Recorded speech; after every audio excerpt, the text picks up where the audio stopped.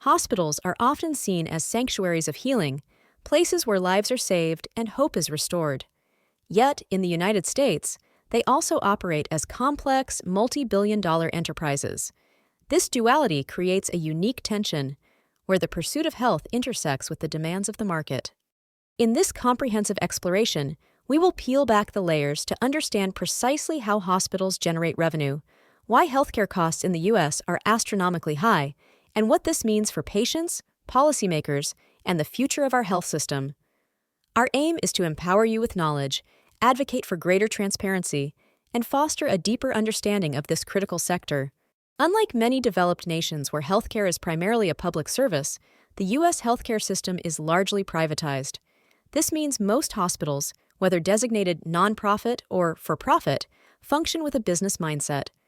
They must manage revenue streams, control expenses, and often generate significant surpluses to reinvest or distribute to shareholders. This commercial orientation shapes every aspect of hospital operations, from strategic planning to patient care delivery. It influences decisions about technology investments, staffing levels, and even the types of services offered. Understanding this fundamental business model is crucial to comprehending the broader healthcare landscape. Historically, many U.S. hospitals began as charitable institutions, often founded by religious organizations or community groups. Their primary mission was to serve the sick and vulnerable, with funding largely derived from philanthropy. However, over the 20th century, particularly with the rise of private health insurance and government programs like Medicare and Medicaid, hospitals transitioned into sophisticated economic entities. Today, the U.S. hospital sector is dominated by large health systems, many of which operate across multiple states.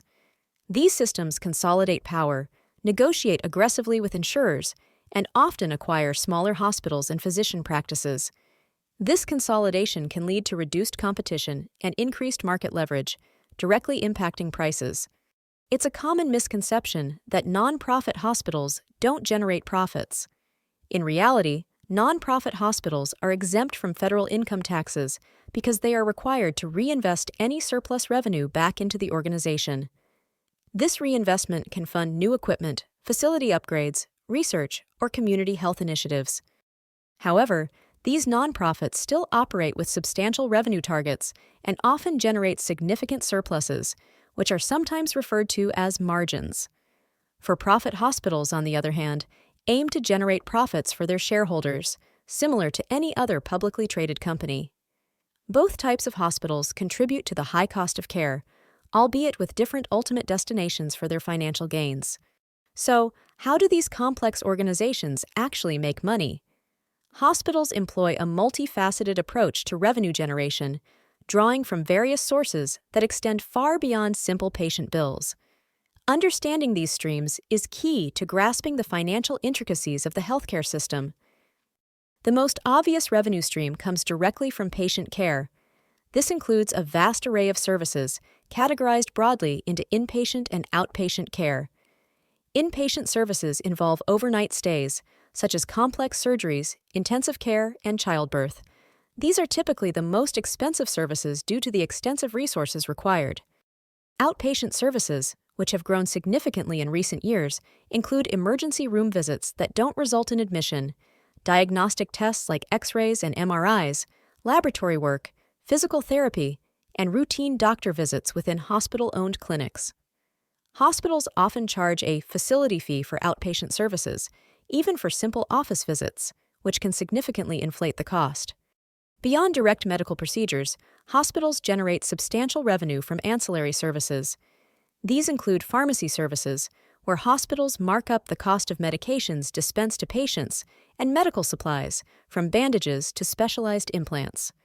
Diagnostic imaging, such as CT scans, MRIs, and ultrasounds, are also major revenue drivers, often priced significantly higher than their actual cost. Laboratory services, performing blood tests, biopsies, and other analyses, contribute another significant portion of revenue. These services are essential for diagnosis and treatment, but their pricing can be opaque and contribute to the overall bill. The sheer volume of these tests performed daily across a large hospital system translates into immense revenue. Hospitals increasingly engage in strategic partnerships that bolster their financial standing. This includes collaborations with pharmaceutical companies for drug trials, where hospitals receive payments for patient recruitment and data collection. Similarly, partnerships with medical device manufacturers can involve preferential purchasing agreements or even revenue-sharing models. Many large hospital systems also have substantial investment portfolios, managing endowments and reserves that generate returns. Some even own or invest in real estate, medical office buildings, and other ventures that provide additional income. This diversification of revenue streams further solidifies their financial power. A growing trend is vertical integration, where hospital systems acquire physician practices, urgent care centers, and even develop their own health insurance plans. By owning the entire continuum of care, they can capture more of the healthcare dollar. Patients within their own insurance plans are directed to their facilities, ensuring a steady flow of revenue. This integration can offer some benefits, such as better coordination of care, but it also raises concerns about potential anti-competitive practices and reduced patient choice. When a hospital system owns both the provider and the payer, there's a strong incentive to keep care within their network, regardless of whether it's the most cost-effective or appropriate option for the patient. The U.S. spends significantly more on healthcare per capita than any other developed nation, yet our health outcomes often lag behind. A major contributor to this disparity is the exorbitant cost of hospital services. Understanding the underlying reasons for these high prices is crucial for anyone seeking to advocate for change. One of the most frustrating aspects of the U.S. healthcare system is the lack of transparent pricing. Hospitals often have a charge master, a list of inflated prices for every service, procedure, and item. However, these charge master prices are rarely what anyone actually pays. Insurers negotiate discounted rates, and uninsured patients may be billed the full inflated amount. This opacity makes it nearly impossible for patients to shop for care or understand the true cost until a bill arrives, often weeks or months after treatment. This information asymmetry empowers providers and insurers while disempowering patients, leading to significant financial distress and surprise bills.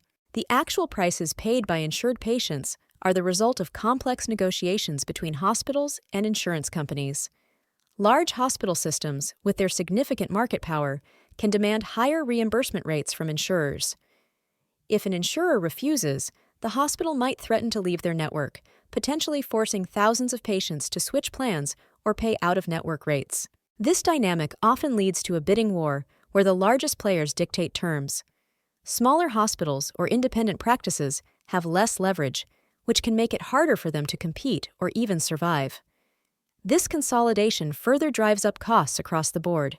Hospitals often argue that high prices are necessary to offset the costs of uncompensated care services provided to uninsured patients or those who cannot afford to pay.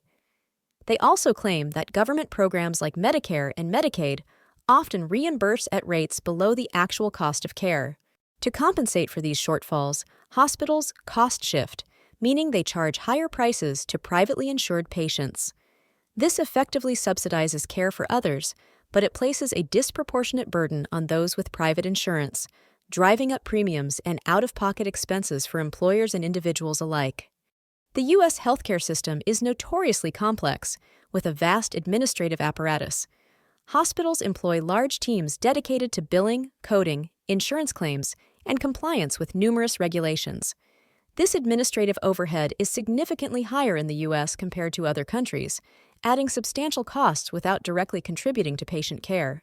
The constant back and forth between hospitals and hundreds of different insurance plans, each with its own rules and requirements, creates an enormous bureaucratic burden. This inefficiency is ultimately passed on to patients in the form of higher prices. Hospitals invest heavily in cutting-edge medical technology, from advanced imaging machines to robotic surgery systems. While these innovations can improve patient outcomes, they come with a hefty price tag. The rapid pace of technological advancement means constant upgrades and new purchases, which are factored into the cost of care. Additionally, the threat of malpractice lawsuits contributes to defensive medicine, where doctors order more tests and procedures than might be strictly necessary to protect themselves from legal liability. While understandable, this practice adds to the overall cost burden without always improving patient health. For patients and their families, the business of hospitals is not an abstract concept. It's a deeply personal and often devastating reality. The high cost of care translates into tangible hardships, impacting financial stability, mental well-being, and even access to necessary medical treatment. Medical debt is a pervasive crisis in the United States. It is a leading cause of personal bankruptcy, affecting millions of Americans each year. Even with insurance, high deductibles, copays, and out-of-network charges can quickly accumulate into unmanageable sums. A single emergency room visit or unexpected surgery can wipe out savings and plunge families into debt for years. This financial toxicity extends beyond direct medical bills. Patients may incur debt from lost wages due to illness, transportation costs for appointments, and childcare expenses. The ripple effect of medical debt can be catastrophic, leading to housing instability, food insecurity, and chronic stress. One of the most egregious manifestations of opaque pricing is the surprise medical bill. This occurs when a patient receives care at an in-network facility, but is unknowingly treated by an out-of-network provider, such as an anesthesiologist or assistant surgeon. The patient then receives a bill for the difference between the out-of-network provider's charge and what their insurance pays. Despite recent legislative efforts like the No Surprises Act, these bills continue to plague patients, causing immense confusion and financial distress. They highlight the urgent need for greater transparency and accountability within the billing system. Fear of high costs often leads individuals to delay or forego necessary medical care. People may put off doctor visits, skip prescribed medications, or avoid emergency rooms until their condition becomes critical. This not only exacerbates health problems, but can also lead to more expensive interventions down the line, creating a vicious cycle. This avoidance of care disproportionately affects vulnerable populations, including low-income individuals, those with chronic conditions, and people of color. It underscores a fundamental flaw in a system where access to health is contingent on financial capacity. Beyond the financial strain, the constant worry about medical bills takes a significant psychological toll. Patients and their families experience anxiety, stress, and feelings of helplessness. The emotional burden of navigating a complex, expensive, and often unforgiving healthcare system can be as debilitating as the illness itself.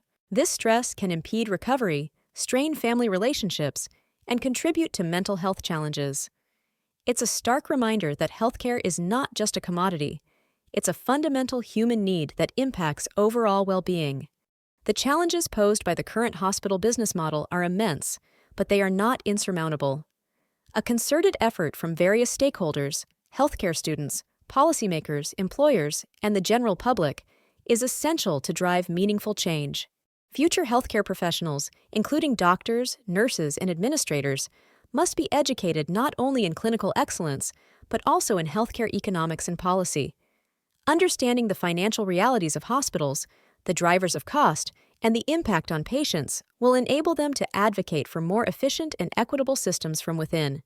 They are the innovators and leaders of tomorrow. Policymakers have a critical role to play in enacting legislation that mandates price transparency, protects patients from surprise billing, and addresses market consolidation. Strengthening regulatory oversight, promoting competition, and exploring alternative payment models that incentivize value over volume are crucial steps. Examples include all-payer rate setting, where a single rate is negotiated for all payers, or global budgets for hospitals, which provide a fixed amount of funding to cover all services for a population. These models, common in other countries, can control costs and encourage preventative care. Employers, who bear a significant portion of healthcare costs through employee benefits, have a powerful voice. They can demand greater transparency from insurers and providers, explore direct contracting with hospitals, and invest in employee wellness programs that reduce the need for expensive acute care. By actively engaging in healthcare purchasing and advocating for their employees, employers can exert pressure on the system to become more cost-effective and patient-centric. Their collective bargaining power is immense. Ultimately, sustained change requires an informed and engaged public. Patients and their families must be empowered to understand their rights, question bills, and advocate for themselves. Supporting patient advocacy organizations, sharing personal stories, and demanding accountability from elected officials are vital. Raising awareness about the true costs of care and the systemic issues at play can create a groundswell of public demand for reform. Every voice contributes to the collective effort to transform healthcare from a profit-driven industry into a truly patient-centered service. The business of hospitals in the United States is a complex tapestry woven with threads of innovation, compassion, and profound economic realities. While hospitals are indispensable institutions for healing, their current operational model often places an undue financial burden on individuals and society. The pursuit of profit, even within nonprofit structures, significantly contributes to the exorbitant costs that define American healthcare. We have explored the intricate revenue streams, dissected the multifaceted reasons behind soaring prices, and highlighted the devastating human impact of medical debt and opaque billing practices. This understanding is not merely academic. It is a foundational step towards building a more just and accessible healthcare system for all. Now, it's time to act. Whether you are a healthcare student preparing to enter this field, a policymaker with the power to legislate change, an employer seeking sustainable benefits for your workforce, or a patient navigating the system, your engagement is vital. Demand transparency, advocate for equitable policies, and support initiatives that prioritize patient well-being over profit margins. Let us collectively work towards a future where quality healthcare is a right, not a luxury, and where the business of hospitals truly serves the health of the nation. What do you think? Should hospitals operate primarily as businesses or as public services? How can we balance financial sustainability with equitable access to care? Share your insights and experiences in the comments below. Your perspective is invaluable. And if you want to stay informed about the evolving landscape of healthcare economics, policy, and patient advocacy, subscribe to our channel for more in-depth analyses and discussions. Together, we can illuminate the path to a healthier, more equitable future.